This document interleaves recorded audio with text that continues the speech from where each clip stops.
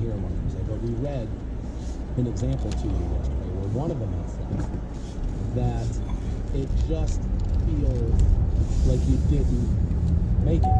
It's like, well, dude, you got silver. Like, I don't understand why that's so bad. Like, coming in second, now I know second's the first loser, and if you're not first, you're last. Ricky Bobby, and I got it. I got it. But you're an Olympian, for crying out loud. That, to me alone, is an accomplishment. I mean, didn't we tell you, I think it was about a month ago, that something like 48% of the country is overweight? If 48% of something of this country is overweight and you're an Olympian, that's rare air. I don't know why you're letting anybody make you feel less than over a medal, but, you know, there was that conversation. To me, give me any one of the three and I'm okay with it. I'm perfectly okay with it. Like I said, you're on the Wheaties box. Everybody else is eating the cereal. You're on the box. You're fine. You do. Today is Tuesday, so it is New Turd Tuesday. 9 a.m. will give you some new stuff, like I have new stuff from Bad Flower. And their song is called Teacher Has a Gun. Not normally a big fan of Bad Flower personally. Doesn't necessarily mean they're incapable of making a decent song.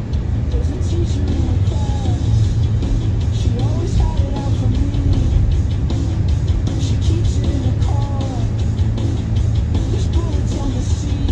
Jeez. I think she wants me dead. Wow. Just 'cause I remember reading. Well, you should want it. I mean, I don't know if we have to kill you. I think life is going to. We're going to kill you in a different manner if you don't like to read, but okay. I'm calling the alarm now. I'm calling the police. A teacher has a gun.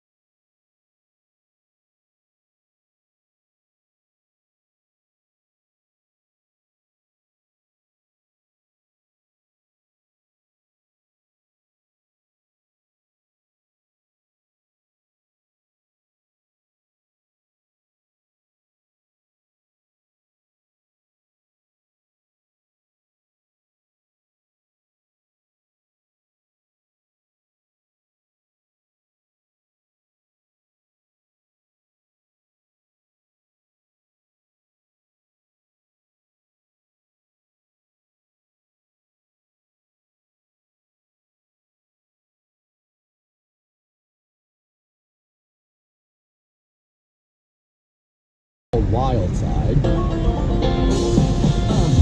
can tell she was raised up right down in the When I listened to this yesterday, it was in what we call my Q speaker, so not like the on-air monitors in the studio. It's just like a little Q speaker in the board. And when this started,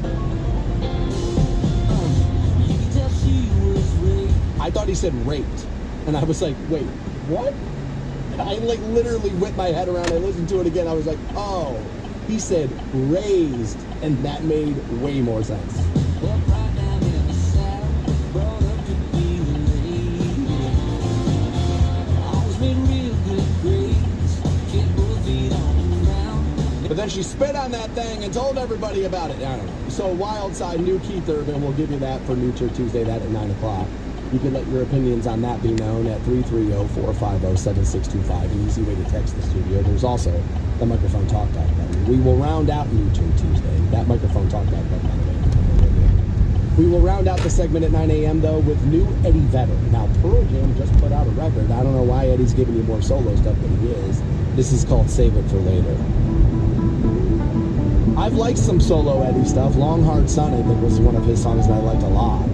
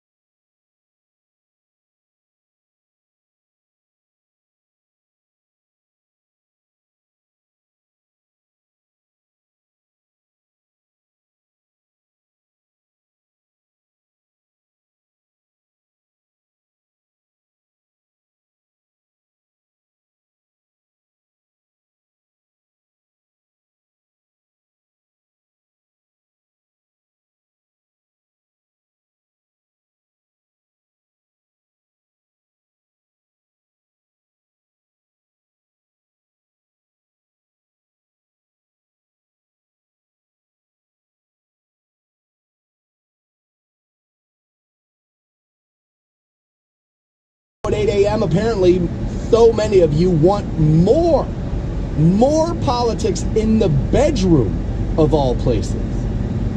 Sex and politics merging together on the Stansbury Show this morning. We'll take a look at that conversation. We'll do that coming up at 8 o'clock. Also at 7, it may just be now the end of the electric car. They have been polling people who have bought an e-vehicle. They absolutely, and I mean absolutely, cannot stand it and hate it. We will get to that coming up at 7 o'clock. Over half of them are like, I am done. I am going back to a gas-powered vehicle next time around. We had predicted that here in that studio right here, and it turns out that's coming a little bit true. If you leave, you'll miss this on the Stansbury Show. Well, we're going to talk about driving a little bit next, too, as a T County man now going to be behind bars after his 14th OVI. We'll get into that wild story. We'll do it here next on Rock 106.9. Looking to play a little golf with you on the 24th, the Stansbury Cup. We'll be back at Raintree Golf and Event Center. Your sign-up sheet is active now. That at WR. Got a little in my cups last year. Had to be driven home. Yeah, it happens, right? Sometimes you're out there, middle of the day, drinking, playing a little golf. It can happen. We'll see you guys on the 24th. Get signed up now. WRQK.com. Actually, alcoholic consumption is what we're going to talk about right now. Alcohol consumption, rather, is what we are going to talk about, as the Ohio State Highway Patrol is now investigating an accident. It was a hit skip that actually has already led to one man's arrest. John Owens, 60, of Uricksville, apparently was eastbound on 39 near 77 in Dover Township. This last month, it was just after 3 o'clock in the afternoon. According to the police, Owens rear-ended another vehicle and then left the scene at that point. They found him at his house, where he then refused field sobriety tests. He was arrested for OVI. Troopers say, wait for this now, it is his 14th OVI. Now, he had refused field sobriety tests. And again, I told you this before, and a lot of people get upset about it, but like I had a lawyer once upon a time tell me, don't give those. What you're doing is supplying evidence in a courtroom. Now, I would hope that I don't have to worry about it ever again. I have been arrested for this once before. It was one of the biggest mistakes I've ever made in my life, and I would tell you I was long overdue. The amount of times when I was living in Parma, and would drive from downtown Cleveland to Parma in no condition to do so, I mean, it was nightly for a while. It's disgusting. But the amount of times I've done this. As a matter of fact, when I went to my hotel stay, they told me then, and this is going on 10 years now, but they told me then, I think on average, you drive 77 times impaired before your car. I don't know how they got that number or where they came up with, but I remember hearing that going, geez. And I remember thinking to myself, oh God, I bet the over with me. It was way more than 77 times before I got caught. And it has since changed my behavior. Now, Uber and Lyft helped make that an easier decision as well. Those things weren't necessarily all of a sudden it's like, well, all right, because people will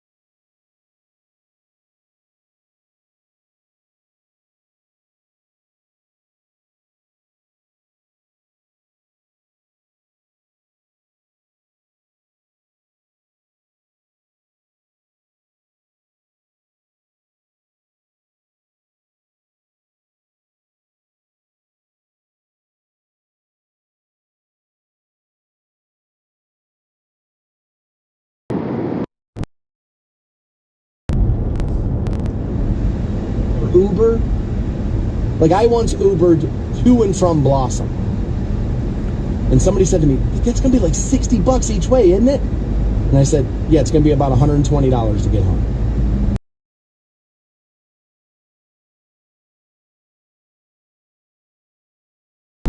They find a way, it affects every aspect of your financial life, the DUI. So much so,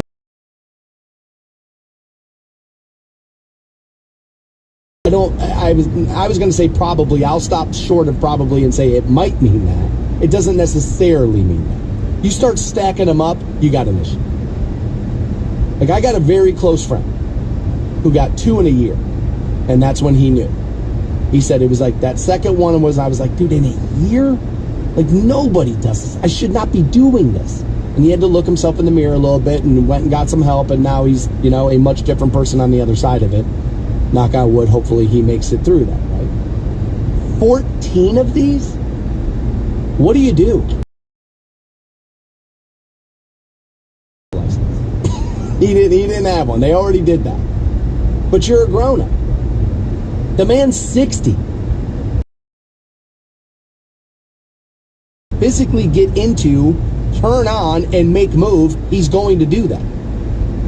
It kind of reminds me of that Sopranos scene. After she, you know, sneaks out of the house. And Carmela's screaming bloody murder in the bedroom. Oh my God, we gotta do this. And Tony, we gotta do this. And Tony. And he just turns to her and says, Harm, look, I hear you. But be careful here. Don't overplay your hand. Because if she finds out we're powerless, we're effed. And he was kind of right. Like, there's only so much you can do. And that's how I feel about this crime. There's only so much you can do. There's really no way to stop somebody from driving unless she's in the world off the road. Because he probably knows somebody who will loan him a car. He might even have a car. Notice they don't take your car. That was one of the interesting things about that too. It's like, well, they suspended your license, but I get to keep the thing? Like, wouldn't it maybe be a better solution to let me keep the ID so I can prove who I am at any given moment over another issue, but maybe take the vehicle itself? Now, nobody wants that to be the punishment, right? And I've said about this crime, having had one, that if you want to end it, the first DUI is 5 years in jail. You do that, you end this, and I mean tonight you end it. It's just a financial issue. Take a guy like me. Now, I learned and I kind of turned my behavior around, for the most part, right? Now, I also just don't drink as much as I used to, and that helps, and there's a lot of stoke home. But you take a guy who makes the kind of money I do, who doesn't have a wife and doesn't have a kids, it's a little bit like an NBA player. I mean, I don't make money like that, obviously, but I make more than enough money to pay fines and be like, I mean, it stings and it sucks, but you know what I mean? Like, that fine I had to pay was worse because, again, I got that, my DUI happened before I got the job, this job. And so I wasn't making as much money then as I was. So I felt it. Today, yeah, it would hurt. I would probably lose my job, and that would be the part of it that hurt. But if you just charge me the 10 grand, it'd be like, all right, I don't want to pay $10,000, but I could. But if you tell me, oh, hey, buddy, your freedom is on the line if you do this. I ain't messing around. I ain't doing that. 9 a.m. is New Turd Tuesday. Got new stuff from Eddie Vedder for you. Also, new Bad Flower. And Keith Urban, too. All part of New Turd Tuesday. You can reach out to the studio using the text line at 330-450-7625. I see Tom Morello's being dragged up and down the internet right now. Complaints. Now, I know I am known to complain, right? So what I should probably not do is complain about other people complaining. But this is one of my least favorite complaints. What Tom Morello said was metalheads need to get their act together and act as if they need to get their act together. He was talking about becoming a little bit more politically aware and engaged, maybe, versus, and this is an interesting conversation, are you engaged or are you just enraged? Because they're different things, right? Now, I guess What one could say is, well, the more engaged you are, the more enraged you will become. And I guess maybe that could be true. But what do you think everybody's saying to Tom Morello in the comment sections? Raging for the machine now. Okay, well, no, that's not the reality of that at all. They were always this. Rage Against the Machine is a perfect example of what I'm in the 90s. You were young, you were passionate, and you wanted to see the world change, and you thought, my generation's going to do it. But then you got married, you had 3 kids, you've been fired a couple of times, you have a mortgage, you have to put braces on those kids, you have to plan on college for those kids, and life has hardened you, and made you bitter, and made you mean, and made you nasty. And so therefore, any of this change, you don't think you're going to take part in. I don't want change, blah, blah, blah. Just play the music, dummy. Oh, you mean all the music where they talked just like that? That's the other reason why it bothers me too. Stick to music, Tom! As if every last song from Rage Against the Machine isn't political. Every last one is about politics. Every song. Every album. Those that run forces are the same that burn crosses. I might have it the other way around. Is it those who burn crosses are the same that run forces? It might be this one of the things. He's saying cops are in the cake. KK. That's what he is saying. That's what he has been saying since the 1990s. You were young and cops were busting up your Dairy Mart parking lot party. So it was like, get out of here, cops. Rage Against the Machine. Right? That's what was happening. We're trying to play hacky sack at Dairy Mart's parking lot, bro. Get out of here. Right? And the cops were busting that up, so the cops were terrible and awful and out to get you. So all of a sudden, Rage Against the Machine made a bunch of sense. But now, you stop at the red light, you don't turn right on, don't turn left on red, you follow the rules now. It's all of a sudden, it's like, support this, support that, support this, support that. The songs were always about politics. They were always about the changes in politics. Not only American politics, worldwide politics. And now everybody telling Tom Morello, still doing forever, stick to the messaging that they have been on since the inception of the band. Stick to that. Is that what we want them to stick to? What they've already been doing? It's just kind of funny, right? It just goes to show you people aren't really paying attention, especially music. And this isn't necessarily a knock on anybody. It's not. Music is, a lot of times, it's rhythmic, right? And so it's just kind of pulling you in for sound and feel, and you can kind of, it's cliff notes. You don't necessarily need to read all, good God. What did people think on the Turning Away was, all right, anyway. But like, Pink Floyd, dude, people aren't reading the lyric sheets. We're not consuming it. And that's exactly why, this is why I opened the door of Pink Floyd. David Gilmour once said, when being asked to, and the interviewer got a little offended. And David said, no, you misunderstand. To be what they. Also, Keith Urban will give you Wild Side, and Eddie Vedder, save it for later, the name of that one. And we will get to it. If you listen that way, it's another good way to reach out.